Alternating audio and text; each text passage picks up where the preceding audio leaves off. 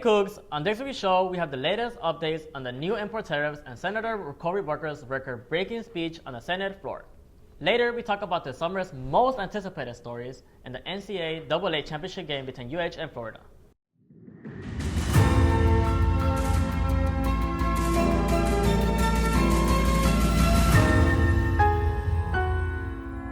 Hello, I am Cristian, and welcome back to the UH News with CoogTV. On April 1st, Cory Booker, a Democrat from New Jersey, gave a 25-hour and 5-minute speech criticizing the Trump administration, setting a new record for the longest speech delivered in the Senate. Booker began his speech at 7 p.m. last Monday and ended at 8:05 p.m. the following day. The previous record for the longest speech was by Senator Storm Thurmond in 1957, who spoke for 24 hours and 18 minutes against the Civil Rights Act. In Booker's introductory remarks, he stated, in just 71 days, the president has inflated terms after harm on Americans. Safety, financial stability, the foundations of democracy in any sense, and common decency. During his speech, he did not sit, eat, or use a restroom. To keep the time running, Booker later spoke about sports, recited poetry, and took questions from colleagues.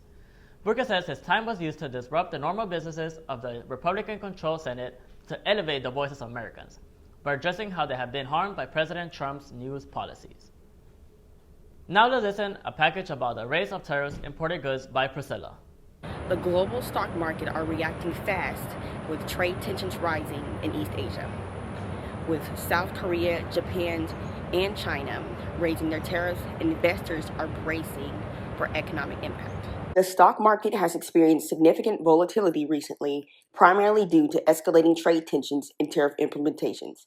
Markets are on edge as three of Asia's biggest economies, China, Japan, and South Korea, announced new tariff hikes on key imports. Now, the question is, will the stock market's changes impact only investors, or could students feel the effects too?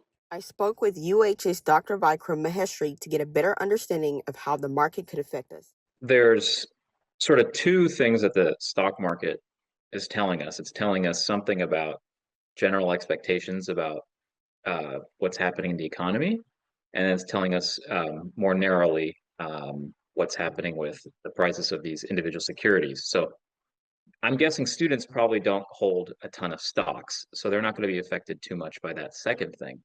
But students are going to be potentially very affected by things that are happening in the broader economy.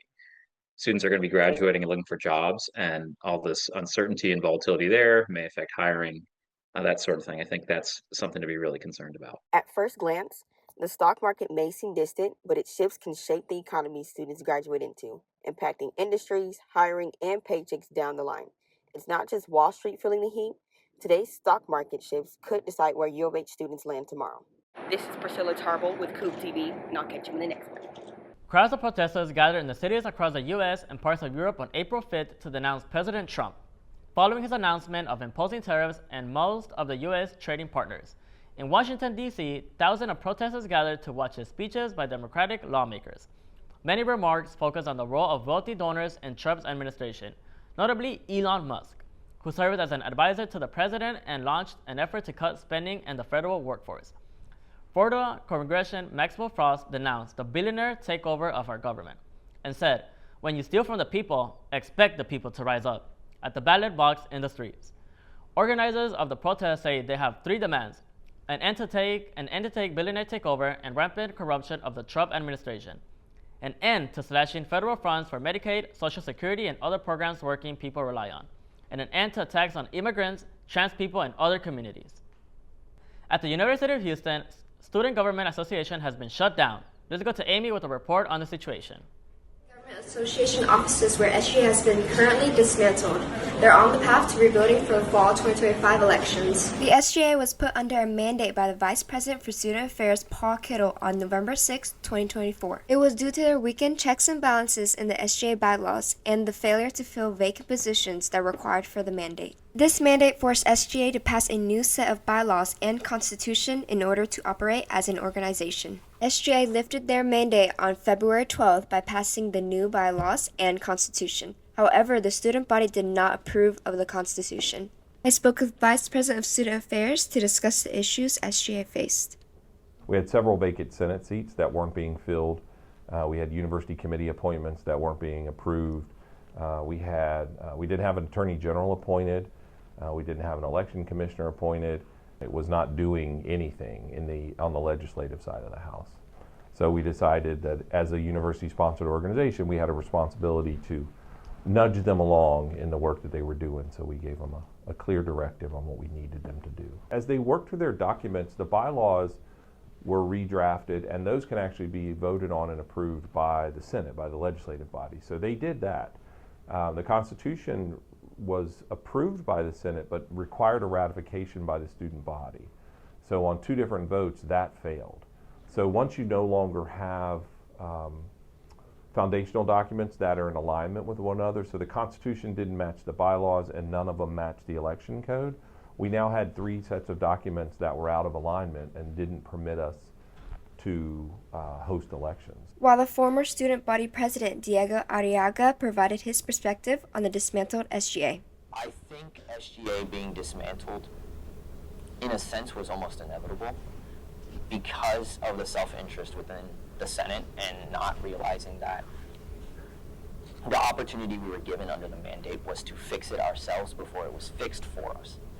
And I think some people in the Senate were willing to call the bluff on administration, and even people who voted for the Constitution campaigned against it at the student level. And, and now here we sit with no SGA, no student representation. I continue to serve on some committees because they require student representation, and I was, as being the president, now the former president, I continue to serve that, but now in a student capacity, not in an SGA capacity. So student representation is still happening, but it's significantly reduced now that we don't have an SGA and will not until the fall. I think we should have spent more time trying to be productive instead of arguing over trivial things that should not have been argued about. Sure, conversations can be had, but basically screaming matches happening in the Senate is not something we want. I gathered some insights from the students here at the University of Houston for their opinion on the current status of the Student Government Association. Seems like there's a lot of divide, honestly. A lot of people in SGA are fighting themselves rather than just helping the student body and campus as a whole. So I think they just need to be able to figure out why they're there. Once they understand what they're there for, we can start working towards our goals and our true mission. The student body believes the Student Government Association should focus more on the campus needs and concerns for the future. I'm Amy Pham, CoogTV.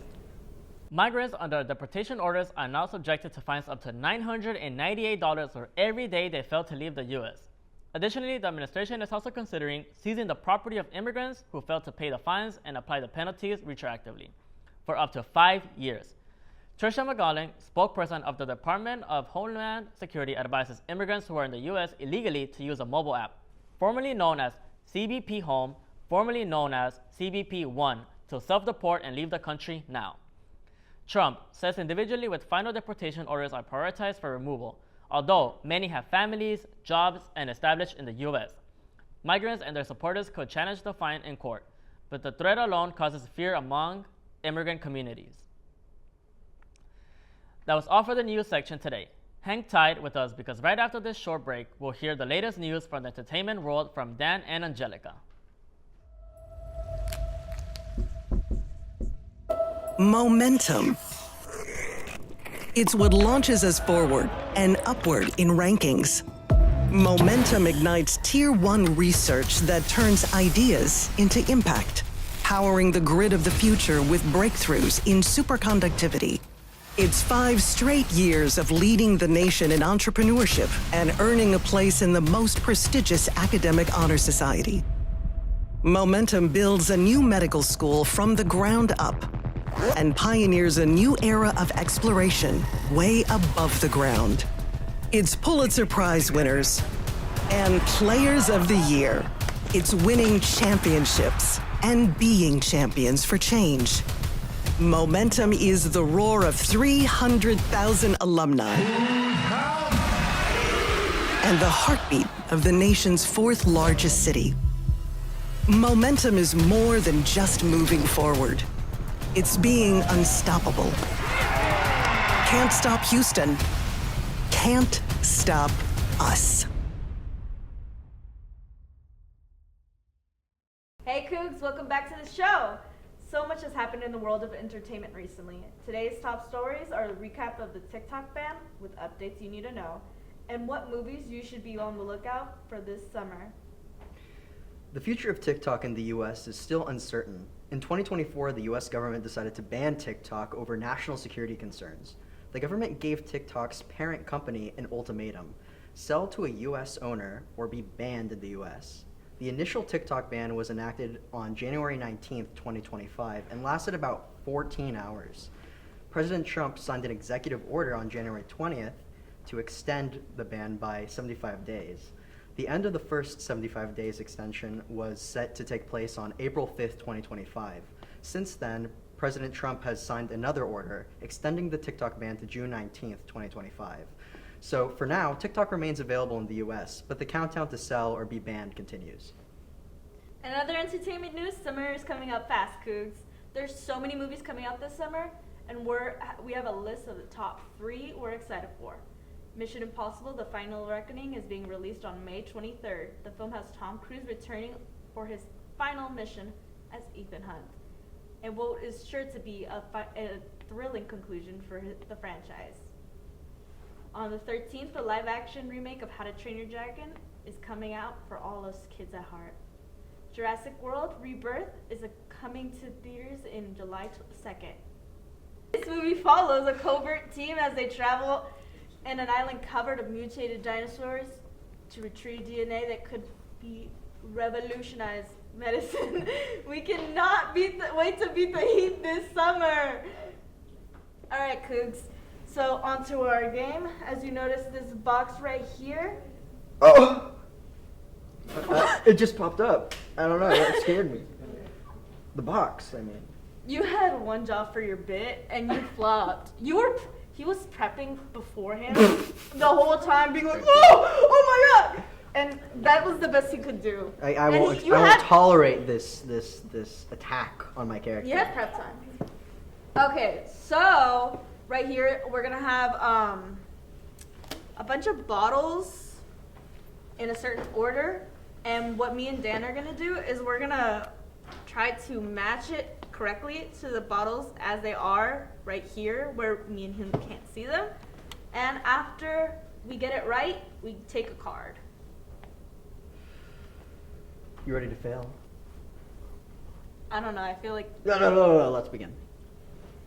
I feel like you'd be worse. Oh my god, stop. Wow! Suck it! Okay, you go. Alright. Oh my god, you have... You see, bruh, you have nothing on me. You're nothing, cheating. absolutely. I don't cheat.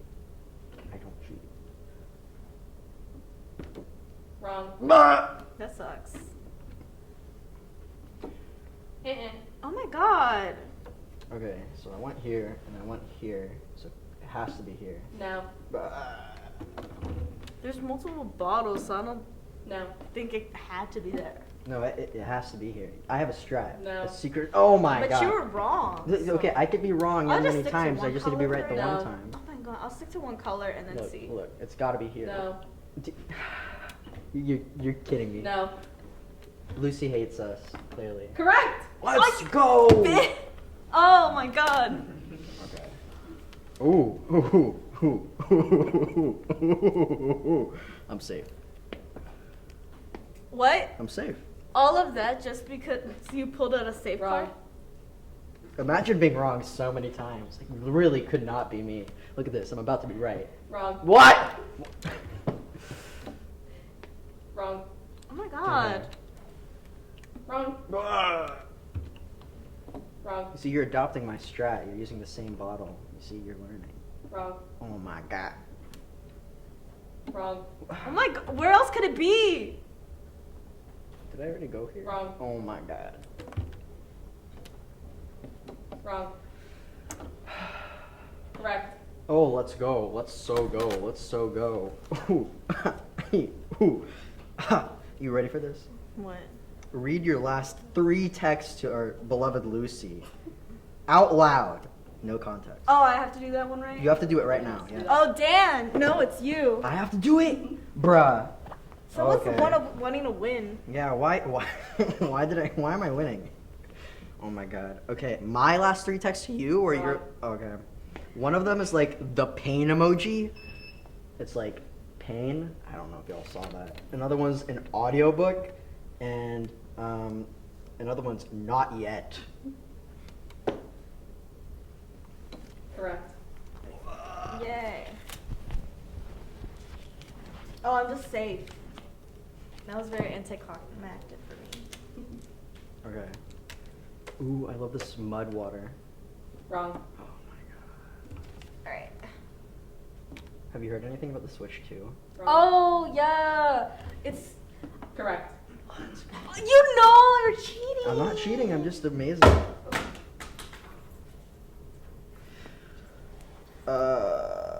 I'm safe. I'm so excited for that Switch 2 though. The prices aren't so exciting. Correct. But stop winning. Okay, you're cheating. I am actually cheating. I'm not gonna lie to you, I cheated. And you already know you're safe too, I bet. Yeah. Whatever. Absolute scoundrel, bro. Wrong. What? Well, you didn't pay attention because I put it there too once. Correct. No. No. You're so cheating. I also cheated, but like none of them were. Alright, so the rest of the game I have to speak in a British accent. Oh, let's go. Alright. Correct. Yeah, I know. Okay, well the game's over. So what am I gonna? I'm not gonna do it. No, you have to do it. You have to complain in British. Sing your current favorite song out loud for 15 seconds. 5 seconds? Gosh, I don't know. Happy birthday to you. Happy birthday to you. Happy birthday. Oh, and now the game's over. Wait, but talk in British first though, please.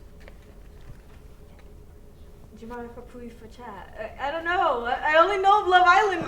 Well, Coogs, that's all for today. We'll see you next time. Now, Cristian, back to you. Thank you so much, Dan. You know, lately I've been feeling like a little cold, but I don't know if it's because of like it's an icy type of cold or. No, and there's no cold, honestly. Okay, but we do have a breeze. Maybe that's what you're feeling. We have a breeze earlier this week, and then we're gonna see some temperatures start to rise. So let me go ahead and show you. All right, Coogs.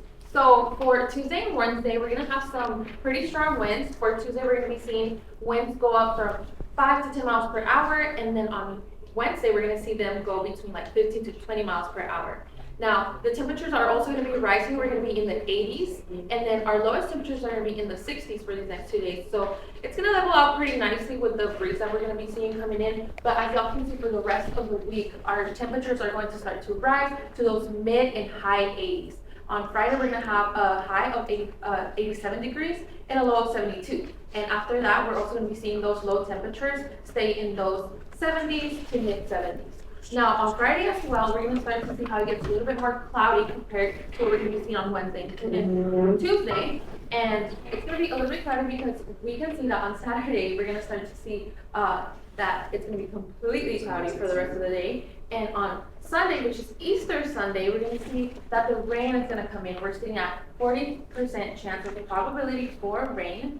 And we're also seeing that our weather is going to be 87 degrees for our hottest temperature and 73 for our lowest on that day. So for anyone who has any outdoor plans, you might want to schedule a little bit of a different thing. But I'll get into that right now, and I'll show you all the radar on how that's going to be looking, because it's not too bad. And then for Monday, once the next week starts to roll around, we can see that the temperature is going to be pretty much the same, but the sun's going to start to come out a bit more. And then as y'all can see, in the Bay Area, we're going to start to see that rain come in. And then in the central Houston area is when we're going to see that rain that's probably going to affect us most around 4 p.m. But by 7 p.m., we're going to see that rain pretty much drift back into that Bay Area. And then by 1 a.m. on Monday, we should be clear from the rain. So yeah, it's not a lot of rain for this Easter. So that's all I have for you today, Coogs. And Cristian, back to you. Thank you, Marlene. Here's Ryan recapping the UH men's basketball final game against Florida and the Houston Rockets. The thing about UH is, it isn't just one thing. It's about that early morning hustle and staying up late. It's creating sustainable energy and conserving your own. It's solving the nursing shortage and creating a fentanyl vaccine. It's high tech and low key. It's about making it to the big stage and the big dance. UH is all this and more. This is UH. Our vision changed everything. Superconductivity research at the University of Houston helped shape the modern world. But we didn't stop there. Today, UH researchers are still pushing the boundaries of what's possible with superconductivity. Faster transit, more efficient energy, better medical diagnostics. We're not just imagining the future, we're building it.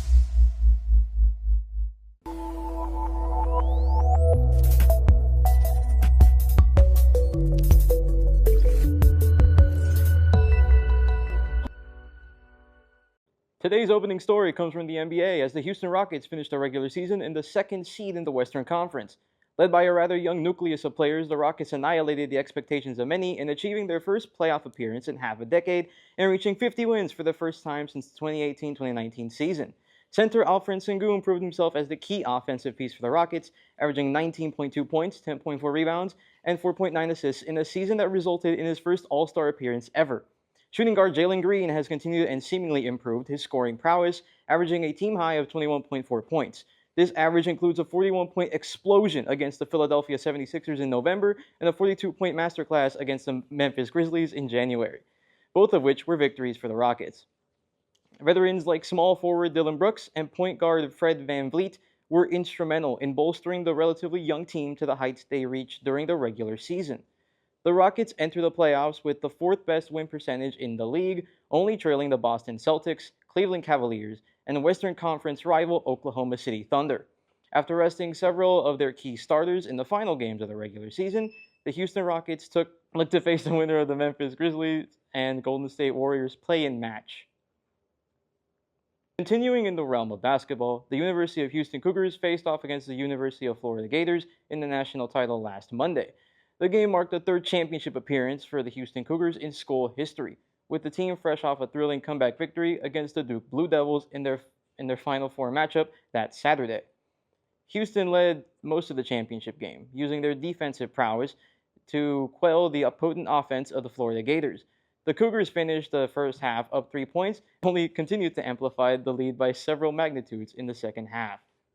At roughly the 3.5-minute mark of the second half, forward Juwan Roberts scored a jumper to give Houston their biggest lead of the night, posting the Cougars ahead by 12 points. This is, unfortunately, where things began to spiral for the Houston Cougars. After a foul on guard L.J. Cryer led to Florida guard Walter Clayton Jr.'s first points of the night, the Gators began to chip into the lead. This problem was only amplified by the foul troubles of forwards Joseph Tugler and Javier Francis, who sat out a good portion of the second half to salvage themselves from fouling out of the game. This, coupled with Florida's own defensive heroics and Walter Clayton Jr. activating down the stretch, eventually led to a tie game with just over 6 minutes remaining.